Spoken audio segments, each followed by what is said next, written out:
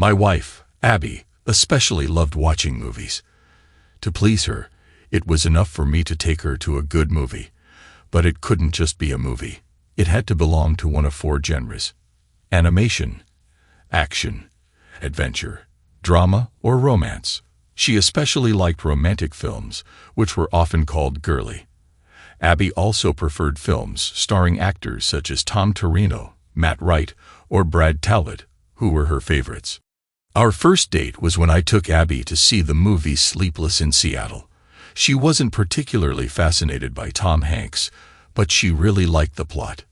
Years later, she confessed that she fell in love with me after watching this movie. The reason for this is not entirely clear to me. Even after 12 years of marriage, Abby remains as stunning as ever.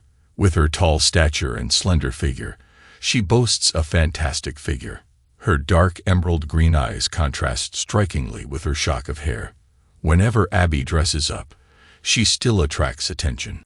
As for me, I'm John Sawyer, and I don't look that bad. I am tall and of decent weight, with sandy hair and blue eyes. We were often told that we were a beautiful couple. As a student, I never had any difficulty finding female companionship, but when I met Abby, I realized that she was the one I wanted to see next to me. For 12 years, I believed that Abby felt the same way about me. We first met in high school and fell deeply in love with each other. Our bond only strengthened during our 4 years of university studies, which led to the fact that we tied the knot 3 months after graduation. Abby is not just my true love. She is my soulmate, my everything. Life is unthinkable without her. Although we cherish our 2 children very much, it becomes difficult to be spontaneous with them. Tonight was supposed to be special for the 2 of us. We decided to go dancing in the city with 3 other couples, looking forward to a late evening with drinks. We rented rooms in one of the hotels in the city center. We agreed that my parents would look after our 2 daughters for this evening. The evening promised to be truly unforgettable, but everything turned out unexpectedly. Upon arrival at the nightclub, I was overcome by a feeling of anxiety, although I could not determine its cause. The women seemed preoccupied with something, and one of the men radiated a sense of complacency. Among these 3 couples, I particularly liked George and Helen, as well as Bob and Anna. George worked as a software engineer, and Helen ran the household, raising 3 children. Bob was the owner of his plumbing business, and his wife was in charge of administrative affairs. The only couple I didn't really like were Chad and Thelma. To be honest, I didn't have any problems with Thelma, but Chad seemed unpleasant to me. Despite this, Abby and Thelma were college roommates and maintained a close friendship. Therefore, I had no choice but to tolerate Chad's presence. As far as I understood, Chad was to some extent connected with the film industry. I think he mentioned that he was an agent or something.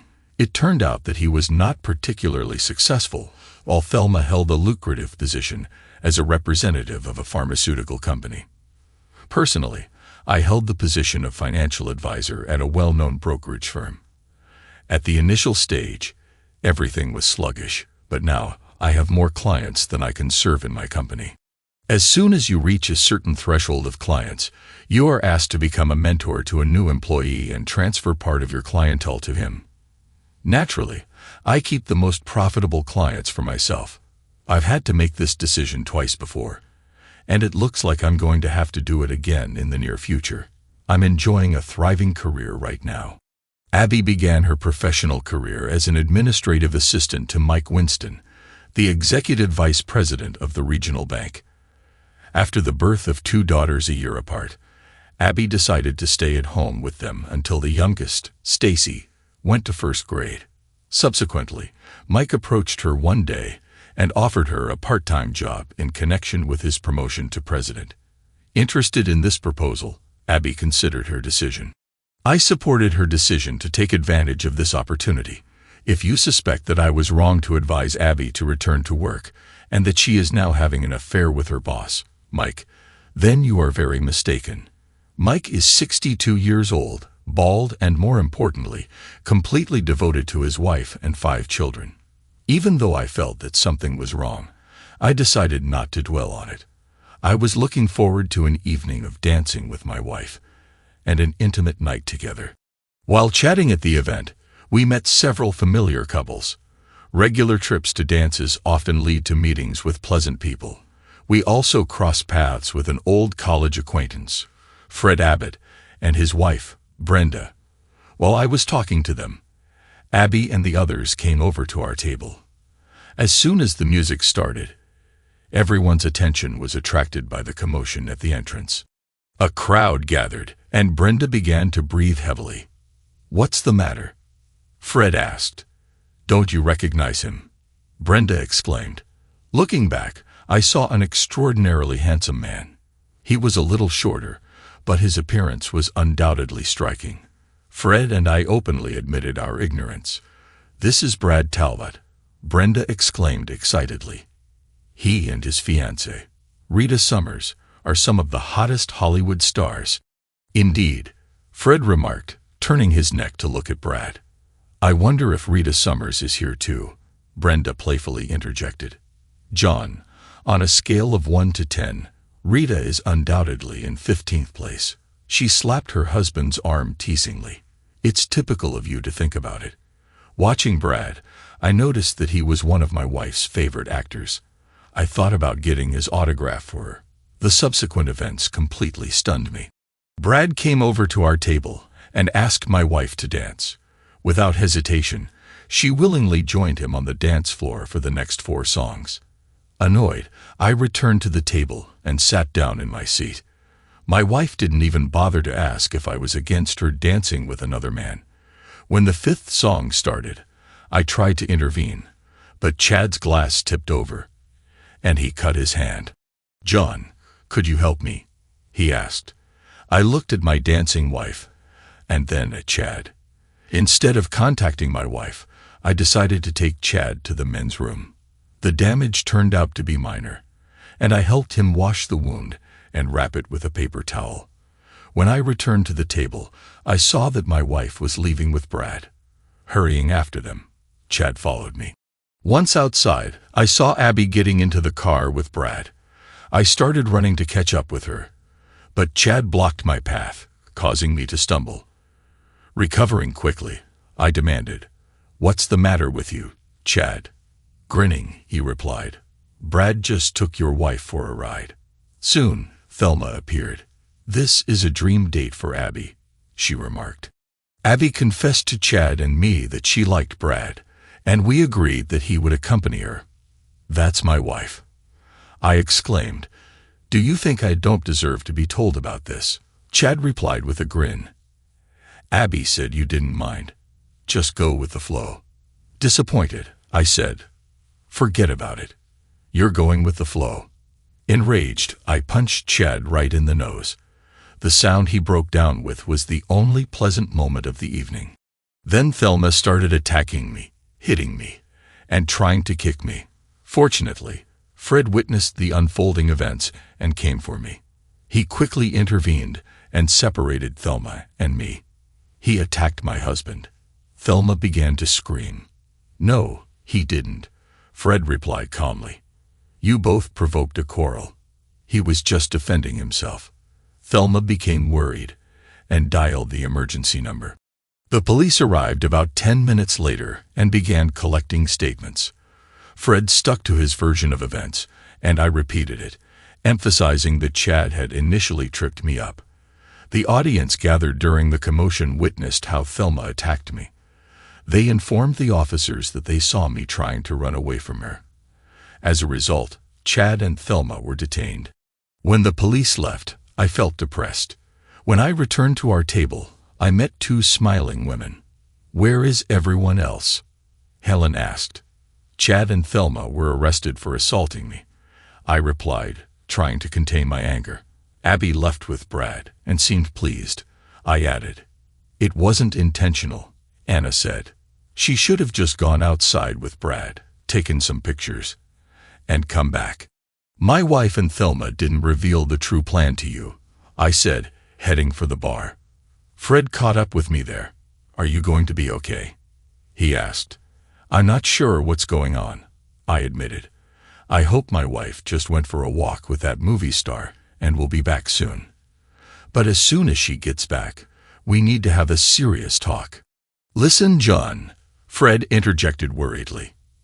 "I don't want to add to your suffering. Brenda informed me that Brad Talbot has a reputation for stalking married women while enjoying conquests. I prayed that Abby wasn't one of his targets, but Fred advised me to prepare for the worst. My heart sank, not knowing what to do next. I assured Fred that I would be fine before I sat down at the table again. I tried to contact Abby on her cell phone, but the call went unanswered and was forwarded to voicemail. When I returned to my seat, the atmosphere was tense. The wives looked contrite, while their husbands grumbled in displeasure. While the other couples were returning to the hotel, I decided to stay, not giving up hope for Abby's return. After waiting for half an hour, I eventually returned to the hotel. I called Abby's phone every 10 minutes until 3 o'clock in the morning. Disappointed and exhausted, I decided to move out and return home. Arriving around 4 o'clock, I settled down on the couch. I must have dozed off, but the sunlight woke me up at 7 o'clock. Abby hasn't returned yet. Since there were no messages from her on my phone, I went to our Facebook page to see if there was any news. Photos have appeared online showing Brad and Abby leaving a nightclub, heading to his residence, and Abby entering his house in his arms. Hollywood websites were full of reports about Brad's recent conquest. Burning with anger, I immediately contacted my lawyer, whose call was redirected to his residence since today is Saturday. At first, he was unhappy, but after learning about the circumstances, he changed his mind. He advised me to wait for Abby to come home and give an explanation. Around 11 o'clock, Abby appeared, smiling broadly. The smile disappeared as soon as she saw my expression. "We didn't do anything," she hastily explained. "We just talked all night. I understand that I should have consulted with you, but I was sure that you would refuse. You understand my passion for cinema and Brad Talbot. Last night was like a fairy tale. Nothing bad happened, John. My love for you remains unshakable." I stared at her, feeling steam coming out of my ears. "I want you to pack your things and go to your parents," I said sternly. "Why are you making a big deal out of a molehill?" She answered, sounding annoyed and apprehensive. "It was just a conversation. There was nothing else." "This is an unimportant question," I said through gritted teeth. "It's huge for me. I refuse to believe that nothing happened. However, let's assume that nothing happened. You embarrassed me in front of everyone. In any way, you're exaggerating." Abby replied defiantly, folding her hands on her hips. "No one outside our circle knows about this situation. Helen and Anna understand that for me. It was just harmless entertainment." "You're a fool," I snapped, making Abby flinch. It was the first time I had addressed her in such a tone. "The news is everywhere. There are photos of you and Brad leaving the club, heading to his house, and probably photos of you leaving his house this morning. I think our marriage is over. Please pack your things and leave before I make a mistake. Please, John." Abby was begging, tears in her eyes. "I love you deeply. I'm sorry I hurt you, but there was nothing inappropriate about it. I thought you'd understand that when you found out the truth. We have to find a way to get through this. Think about our daughters." "You weren't thinking about them when you left with that arrogant movie star," I hissed. "How would you feel if Stacy or Gail did something like that in the future?" Abby turned pale at my words and then burst into tears. "I'm really sorry, John. I never imagined that everything would turn into such chaos. I made a mistake. Please forgive me." "You've never thought about it," I replied, feeling anger rising in me. I needed to get her out of this situation before acting on impulse, so I left her standing there and retired to our bedroom. I grabbed the suitcase and started filling it with her clothes. "I can handle it," Abby muttered, and after a short pause, her voice trembled with tears. She slowly packed her suitcase and carried it downstairs. I didn't offer to help. I waited until she was gone, and then I slammed the door. Looking out the window, I saw her put her suitcase in the trunk and bury her face in her hands. I wanted to comfort her, but my anger was too strong. About 20 minutes later, she started the car and drove away. I immediately called my parents and told them what had happened. I asked them to keep the girls for a while longer and told them to tell Abby that I had them if she showed up, which they agreed to. Left alone, I thought about the state of my crumbling marriage. I've been going over everything in my head over and over again. Abby insisted that nothing had happened. Could this be true? I wasn't sure, but my gut told me she wasn't being honest. Will I be able to find the strength to forgive her and move on? Perhaps as long as only our friends knew about it, as she claimed, but now that this whole situation has become known all over the internet, I didn't see a way to save our relationship. I hatched the idea of taking revenge on both of them, but I couldn't come up with a plan. I cried for at least an hour, venting my frustration by pounding on walls and doors. I felt completely powerless. Getting revenge on Brad, a famous figure in Hollywood, seemed impossible. Although the divorce would have financial consequences, I was ready to work from home and fight for full custody of the girls if necessary. I'm sure I have every chance, given that I was a more stable parent. The thought that divorce could cause new suffering for my daughters weighed on my heart. When I was making another cup of coffee around 1 o'clock in the afternoon, the phone rang. So far, my number has not appeared in the press, but I understood that it was only a matter of time.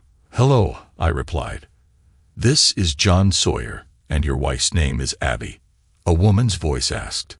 Annoyed at the prospect of talking to a reporter, I replied curtly, "I'm not interested." The woman giggled softly.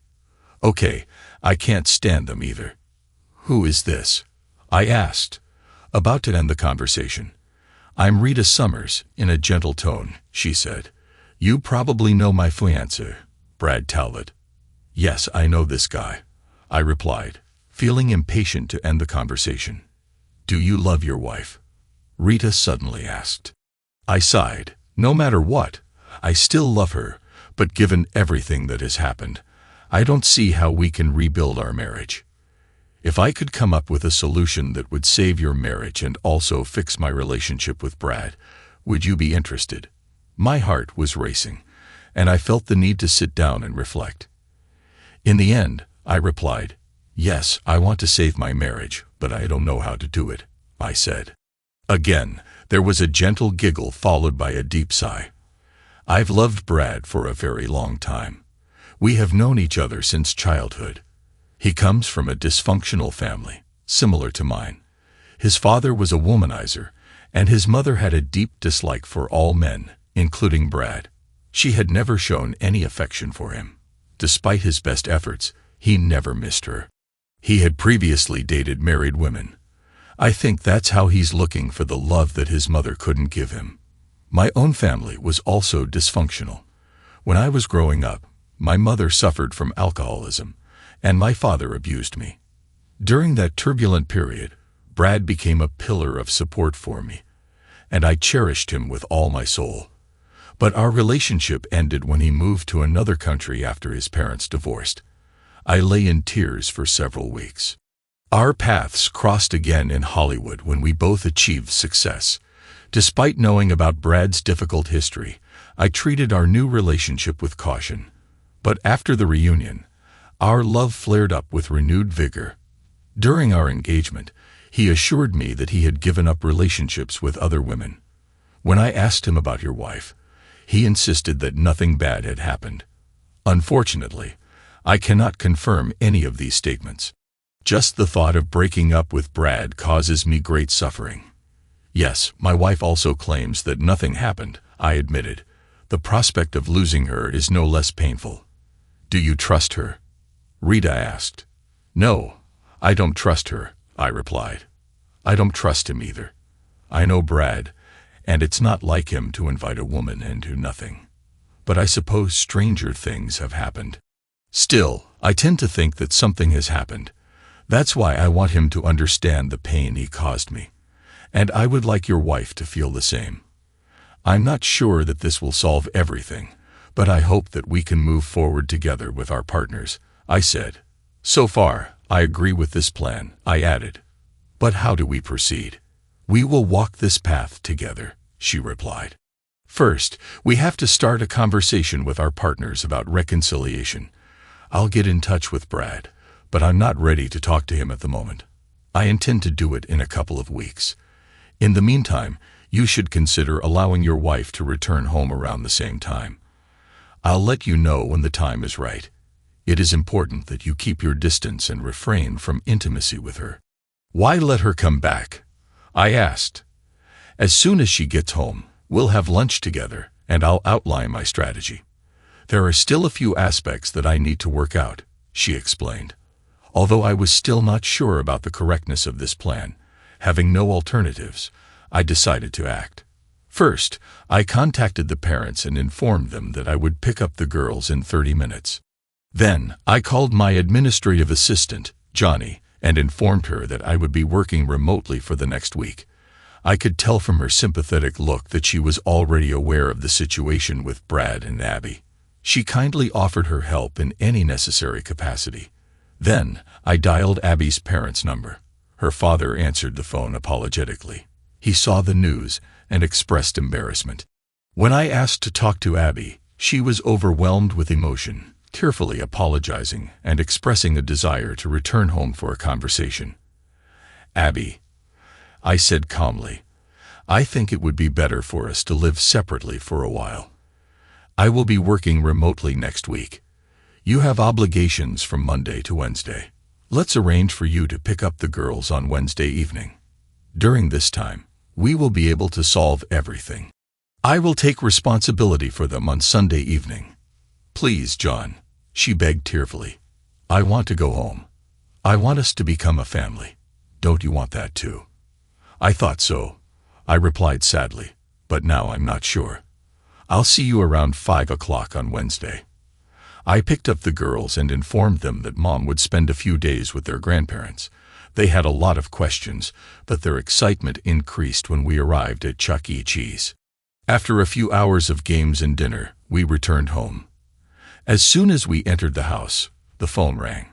Not knowing the number, I decided to ignore it, but it kept ringing every 5 minutes until I unplugged it from the network. Around 6 o'clock, my cell phone rang. It was Abby. Why don't you answer? She snapped. Because it's just reporters asking about your alleged affair with Brad Talbot, I replied. There's no romance, Abby insisted. I already told you that nothing happened. Well, then you need to inform the public, because of course, they won't believe it, I grumbled. There was complete silence on the other end of the line, after which Abby asked that she could talk to the girls. I handed the phone to the girls and overheard their conversation. They enthusiastically told Abby about their day at Chuck E. Cheese. Eventually, Stacy returned my phone, indicating that Mom wanted to talk to me. Abby begged me to come home, but I told her I needed extra time on Wednesday evening. Abby arrived at 4 o'clock instead of the agreed 5. I was a little annoyed that she didn't follow my instructions, but I decided not to pay attention to it. The girls were very happy to see her, and Abby showered them with affectionate kisses. But when she tried to kiss me, I instinctively recoiled. Her expression became painful and tense. Then so be it, she said irritably. Maybe I should just take the girls and leave if that's what you want. I replied calmly, preparing to leave. No, Abby, I hastily interjected, sounding panicked. Let's sit down and solve our problems. The girls started packing for the night when Abby informed them that they were going to visit their grandparents. What should we do now? Abby asked after an awkward silence.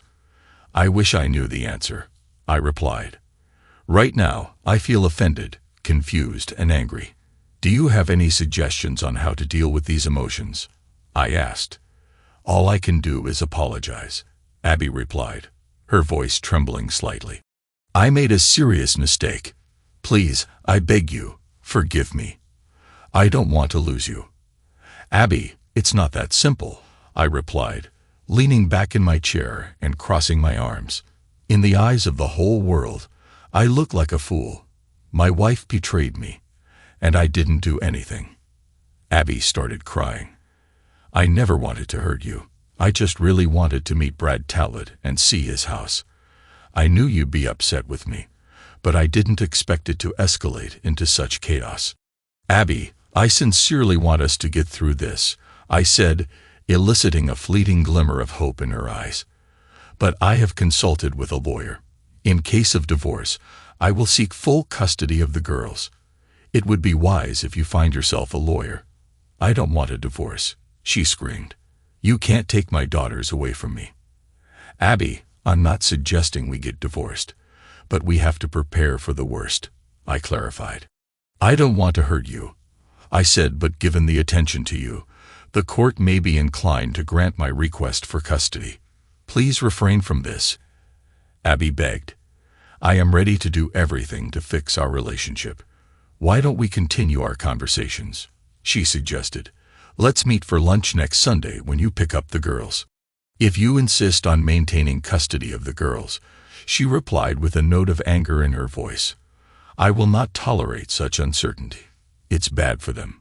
If you keep this up, I will immediately start the divorce proceedings. And remember, your reputation is tarnished. I doubt the courts will view you in a positive light, I said. Abby seemed to lose her resolve at this statement. I won't continue. I don't want to get divorced. The second week began, and I returned to my duties in the office. If my assistants reacted to the situation with understanding, then several clients turned out to be less understanding. 2 of them found the situation funny and started teasing me. Despite my polite requests to stop, they continued. Disappointed, I announced that I was ending our cooperation and transferring their portfolio to another organization. Despite their attempts to apologize, I firmly stated that our business relationship had come to an end. The news of this decision spread among my clients, and conversations about my wife and Brad stopped. Rita contacted me around 2 o'clock in the afternoon. Do you have any plans for the evening? She asked. When she was convinced that she wasn't, she replied, Great, because you're joining me for dinner at Zoom at 7 o'clock. A formal dress code. With that, she quickly ended the conversation. I was stunned that Rita informed me about the reservation of a table in the Zoom room, known as the most elite restaurant in the city. A table there usually took a long time, and the prices were prohibitively high. I arrived at 7 o'clock and was escorted to a secluded room at the back of the restaurant. Despite the fact that the table was only for 2, the room was extravagantly decorated with a velvet sofa. My thoughts involuntarily turned to what was happening on this very couch. About 5 minutes later, Rita Summers appeared. When I got up from my seat, I couldn't help but admire her striking appearance. I was sure that when she appeared, the whole restaurant looked in her direction. She was small in stature, with gorgeous blonde hair, warm brown eyes, and an attention-grabbing physique. It was Rita's smile that really captivated me. There was some kind of essence in her that breathed life into you. I couldn't understand why Brad shunned women of her level. May I address you as John? She asked, settling into the seat opposite me. I nodded. And how should I address you? I asked. Rita, of course, she replied with a soft laugh that made me smile. We ordered drinks and talked for a while. I briefly talked about my profession, but mostly regaled Rita with humorous anecdotes about my daughters and awkward teenage moments. When the waiter returned for our orders, I hesitated to rush Rita, but I couldn't wait to learn about her strategy.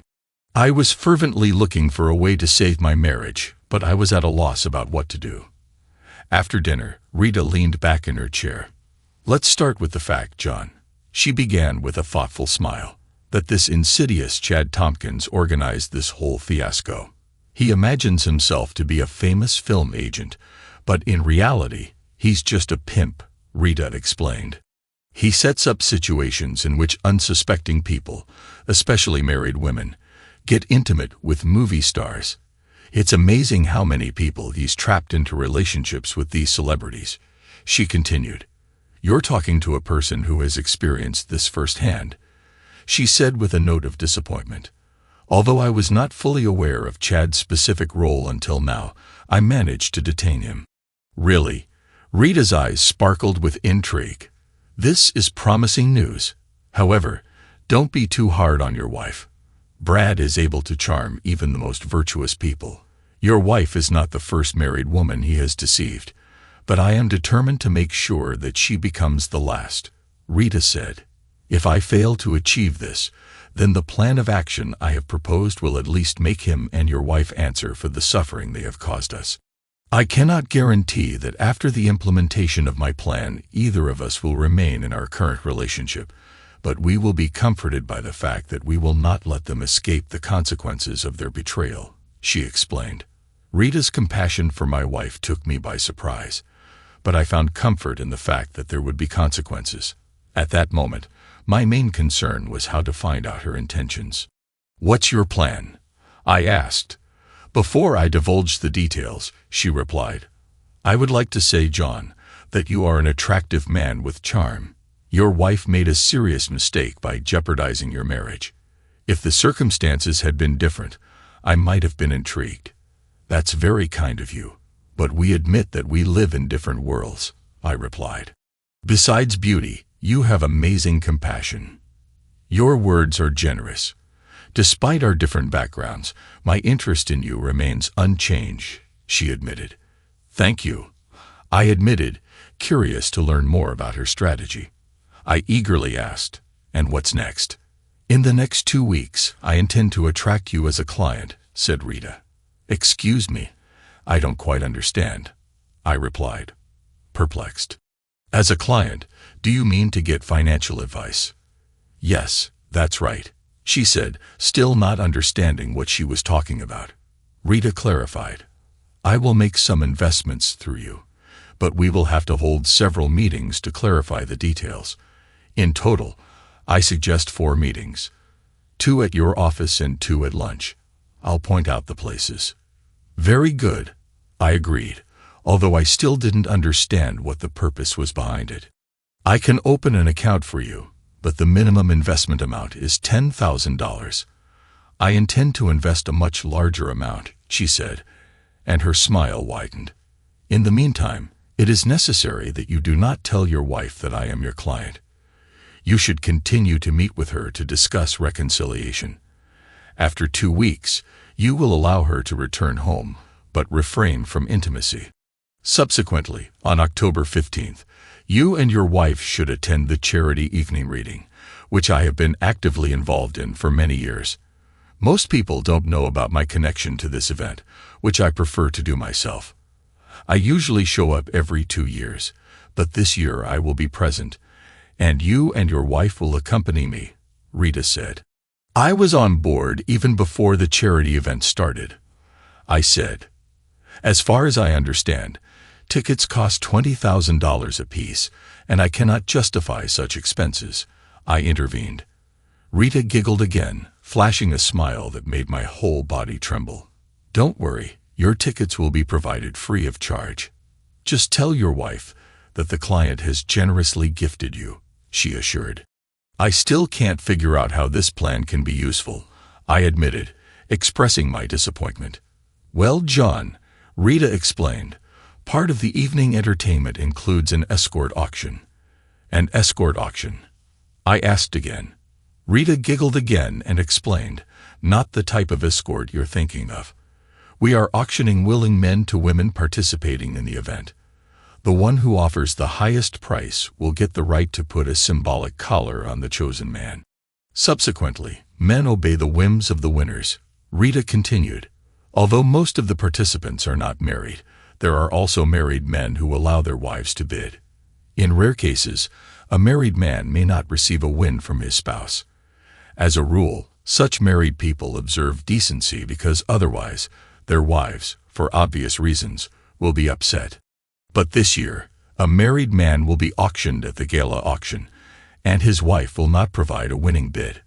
Subsequent events will not remain without consequences," she said. I kept a puzzled expression of disbelief on my face. Rita giggled and patted my hand reassuringly. "You are a married man put up for auction, and I will be the winner. So all you have to do is rent a tuxedo and buy a new dress for your wife, and join me as a guest." Suddenly, everything fell into place. Rita's plan was brilliant. She offered Brad and Abby a taste of the suffering that had befallen us, and even though I knew it was just a charade, just spending the evening with Rita Summers, while everyone else assumed the worst would help even things out. It would shift the focus from me as a victim to Brad. In addition, it would allow my wife to understand the pain and humiliation I have experienced. Perhaps this joint experience would help us turn to a psychologist and eventually overcome this ordeal. In the following weeks, time flew by quickly. During Rita's first visit to my office, the staff was full of enthusiasm. Our lunch gatherings took place in inconspicuous restaurants, but the need for such secrecy eluded me. Most of our conversations could have taken place within the walls of my office, but our communication mostly consisted of exchanging jokes. These dinners were amazing and gave me the opportunity to get to know Rita and Brad better. It was obvious that she was genuinely attached to him and would be upset if their relationship broke down, but at the same time, she was ready to break up if he continued his previous behavior. A week before the celebration, I allowed Abby to return home, but at the same time, I made it clear that I would occupy the guest room. Although she looked depressed, she did not dispute this decision. On Wednesday, the day before the gala, I arrived home with tickets, and Abby's eyes were shining with excitement. She was animatedly discussing the celebrities who would be attending the party, and then scolded me for spending lavishly. It didn't cost me anything, I assured her. One of my clients generously provided tickets. I thought it would be a pleasant evening. By the way, I think you should buy a new dress for this occasion, something seductive. Abby's enthusiasm was palpable, and I almost took a liking to her, but a memory flashed through my mind of that ill-fated evening when I expected magic and I was made a fool of. It was necessary for her to understand the depth of my suffering. When we arrived at the place, about 500 people had already gathered.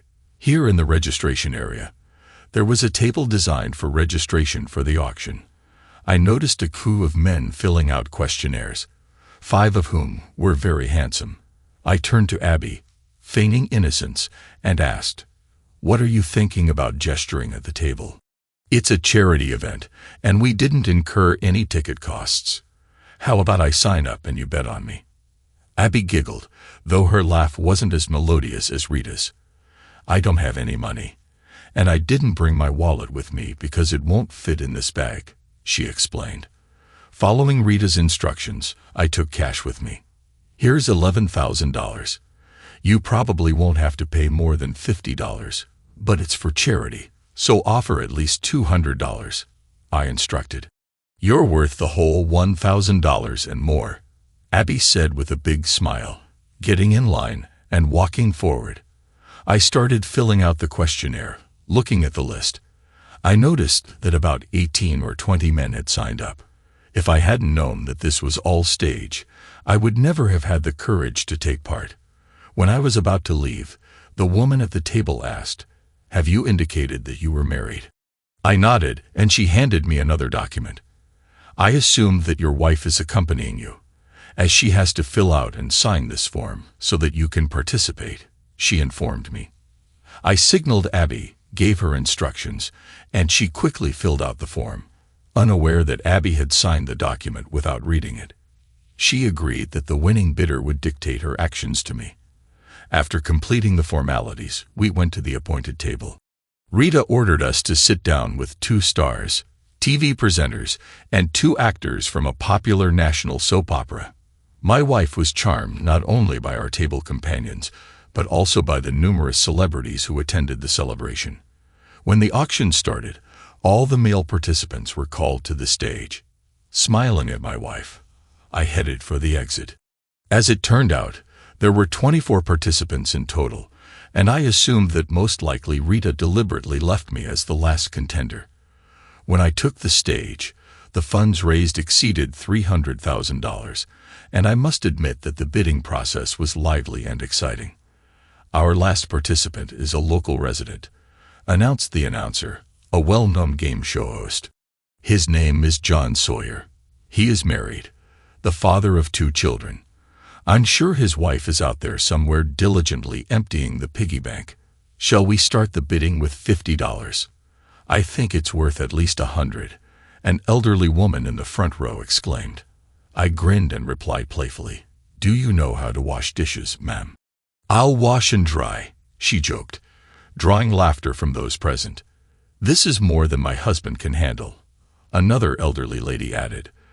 The bidding quickly increased from $200 to $500. Soon, I heard Abby's voice. I'm offering $1,000.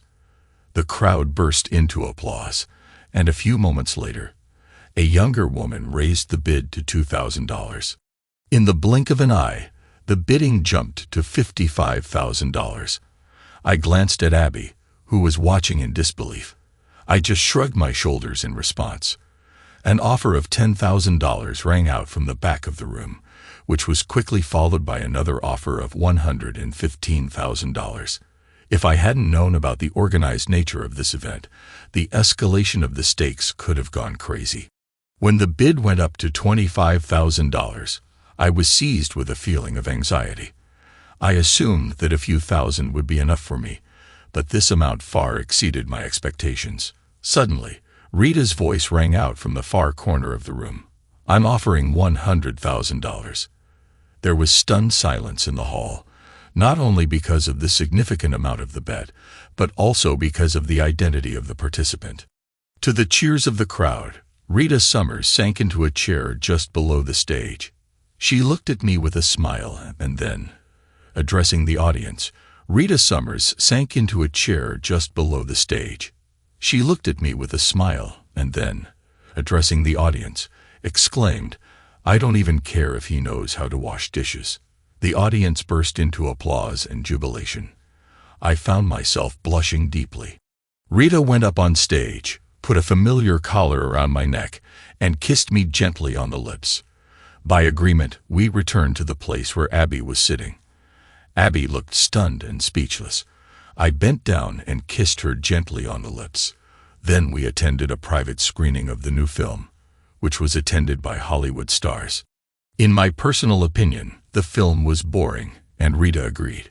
Nevertheless, after talking with the director, we both praised the production. After that, the limo took us to a dubious area of the city. I noticed 2 cars driving behind us, and Rita explained that they were part of her security team. She gestured at 2 dilapidated houses on the other side of the street, noticing that the one with the porch light still used to be my house, and Brad lived across the street. It was a more respectable neighborhood in those days. The atmosphere remained somewhat harsh. It was almost 3 o'clock in the morning when we got to Rita's house. Rita said that she had 6 houses, 1 in Hollywood, 1 in New York, 1 in Florida, 2 in Europe, and 1 in South America. This house had 3 floors, which corresponded to the size of 2 standard houses. Rita served me a drink in the living room. When I settled down on the couch, I burst out laughing. I wished I had a camera to capture Abby's reaction. Although guilt crept into my soul, it did not completely consume me. Rita settled down next to me, staying close. Rita put her hand on my knee. John, let's be honest. Do you honestly believe your wife's claims that nothing happened? She asked.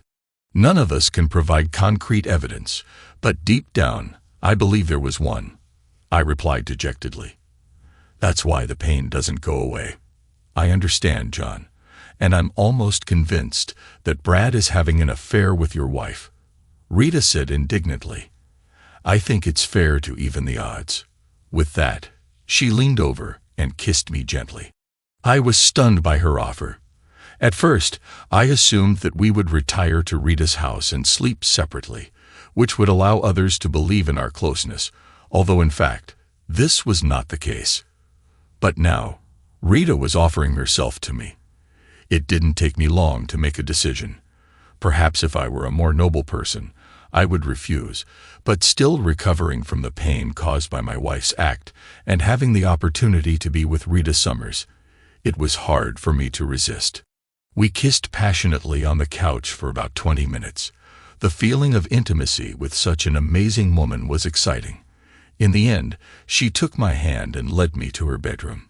Entering the bedroom, Rita began to dance. Intrigued from the moment of our first kiss, I watched Rita's dance moves and felt the anticipation in me, reinforcing the desire for an immediate connection. Undressing, Rita led me to her bed. While my wife was mastering the skill, I found that Rita's experience gave me even more pleasure. Perhaps the novelty of the meeting intensified the sensations. At that moment, such differences were insignificant as we neared the climax. I informed Rita about it.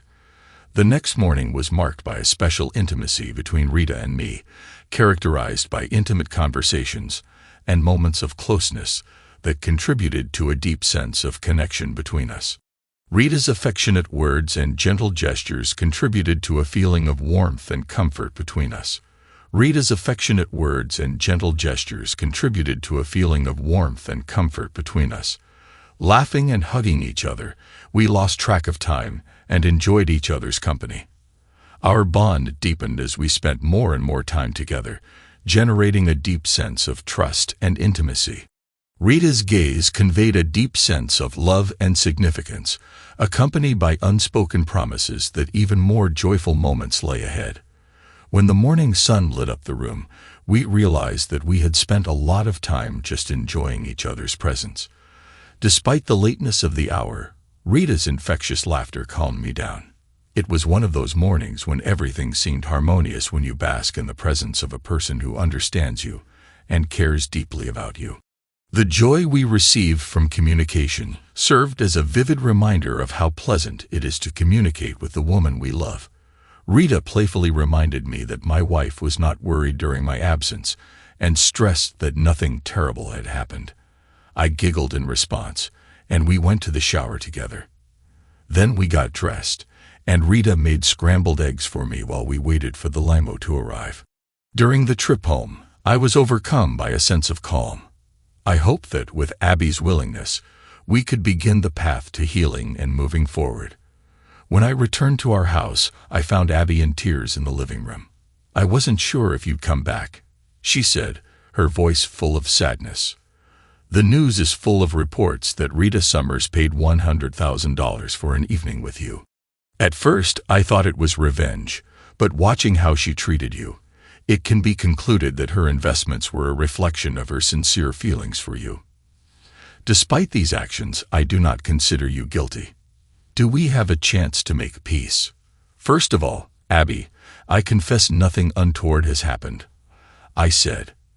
At first, indignation flashed in her eyes, but then her expression quickly softened. "Really?" she asked. "Rita is my recent client," I explained. "She thinks it was a completely justified reaction given Brad's actions towards me. In addition, Rita was a patron of the arts and provided tickets for the gala concert. She usually donates $100,000 anonymously every year, but this time, she decided to make a public contribution to deliver a message to her fiancé. So, I'm right. It really was a means of revenge against Brad. The future of our relationship is in your hands. If you're willing to work on our marriage and attend counseling, I'm willing to do the same." Abby threw herself into my arms, and I kissed her fervently before leading her to our bedroom. Despite feeling exhausted, I found the strength to make love to her. After that, I fell asleep again until my daughters got into bed around 2 o'clock in the afternoon. After a quiet dinner with the girls when they went to bed, Abby and I sat together on the terrace, holding hands. At that moment, I was full of confidence that we could fix our marriage and move forward together. Abby and I turned to a consultant named Wendy for help, who played a crucial role in solving our problems. Surprisingly, Wendy was more strict with Abby than I expected. I thought Wendy, being a woman, would be more understanding about this, but she quickly pointed out that Abby had thought through her affair in advance, and I hadn't. Despite the fact that we both insisted that there was nothing physical, Wendy was skeptical. She stressed that seeking solace in someone other than a spouse is in itself a betrayal. Abby blushed throughout our conversation, and Wendy didn't seem to pay attention to it. Understanding my night with Rita as revenge on her fiancé, which in fact it was, Wendy, of course, did not know about my significant role in organizing the affair. Despite this, the consultations turned out to be incredibly useful. Surprisingly, one positive result was extracted from all this turmoil. Abby has stopped loving movies, and she no longer finds pleasure in watching movies on TV. But she is ready to join the girls if they want to watch a children's movie. As for Chad and Thelma, I decided to drop the charges against Thelma, explaining to the authorities that she believed she was protecting her husband. But I continued the accusations against Chad. As a result, he was sentenced to 3 months in a district detention center.